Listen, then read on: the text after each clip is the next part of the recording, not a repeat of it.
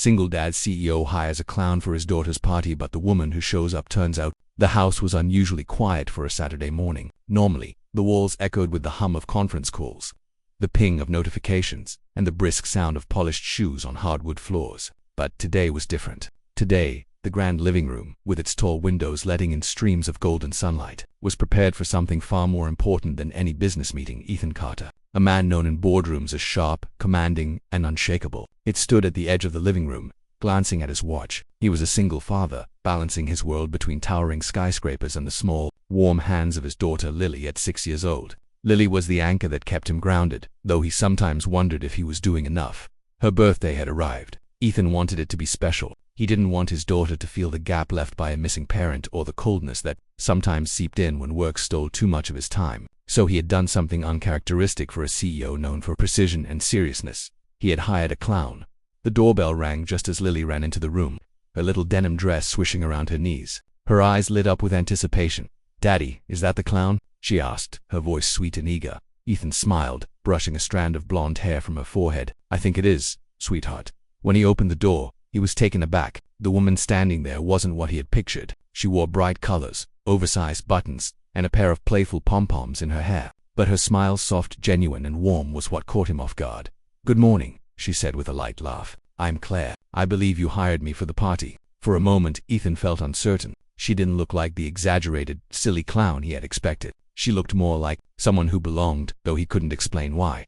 Lily gasped, her small hands clapping together. "Daddy, she's perfect." Claire knelt down, her colorful outfit bunching around her as she pulled out a bundle of crayons. "Hi Lily, do you like to draw?" And just like that, the room was filled with a new kind of magic. The morning passed not with loud balloon animals or boisterous tricks, but with something gentler. Claire spread out large sheets of paper on the floor, and Lily giggled as they drew rainbows, butterflies, and tiny castles with crayon crowns. The light from the windows made their hair shimmer golden for Lily, chestnut brown for Claire. Ethan stood at a distance, leaning against the doorframe, watching quietly. He had expected noise and chaos. He had expected to sit in his office upstairs, waiting for it to end. Instead, he found himself rooted to the spot, unwilling to miss a moment.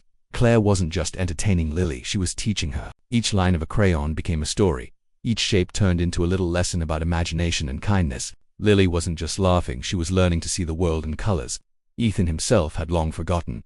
Something stirred in him, a gentle ache he hadn't felt in years. At one point, Claire looked up and caught Ethan's gaze. He straightened immediately, embarrassed at being caught staring, but she only smiled, as if to reassure him that it was all right. Later, when Lily dashed off to grab her favorite stuffed animal, Ethan finally spoke. "Not what I expected," he admitted. His voice was softer than the one he used in meetings. Claire tilted her head. "Not enough balloons," she teased lightly. "No," he said, his lips twitching toward a smile. "Not enough chaos. I thought I was hiring noise. Instead, you've brought—" He paused, searching for the word. "Peace." For a moment, silence stretched between them, not heavy, but comfortable.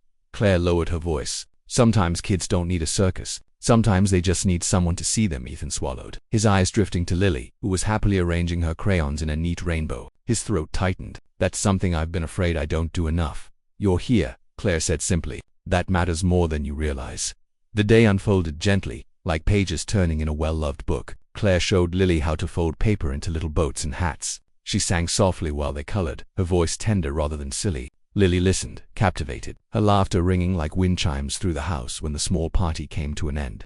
There were no flashing lights, no loud tricks.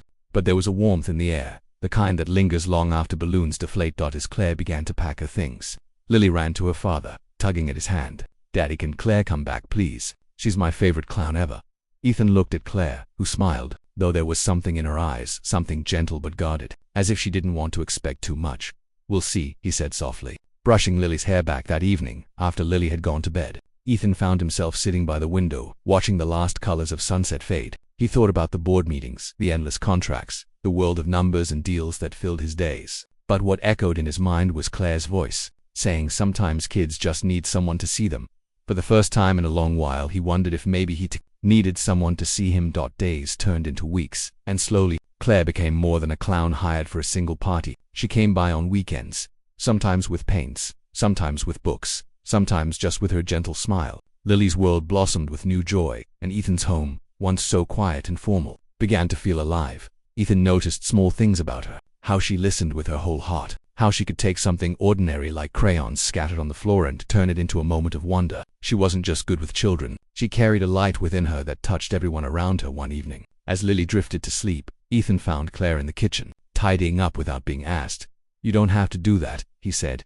She looked up, smiling. "I don't mind. I like making spaces feel warm." Ethan's gaze lingered. "You've done more than that. You've made us feel warm." Her smile softened, and in the quiet that followed, something unspoken passed between them, a recognition, tender and cautious, that maybe this was more than chance. The twist, Ethan realized, wasn't that he had hired a clown who turned out different than he expected. The twist was that he, a man who believed life was about control and achievement, had stumbled into a reminder that the best things often came when he let go. Claire hadn't just shown Lily colors, she had shown Ethan what it meant to feel again. Months later, on another golden morning, Ethan walked into the living room to find Lily and Claire sitting together on the rug, coloring once again. The sight made his heart swell. He stood there for a moment, unnoticed, letting it wash over him.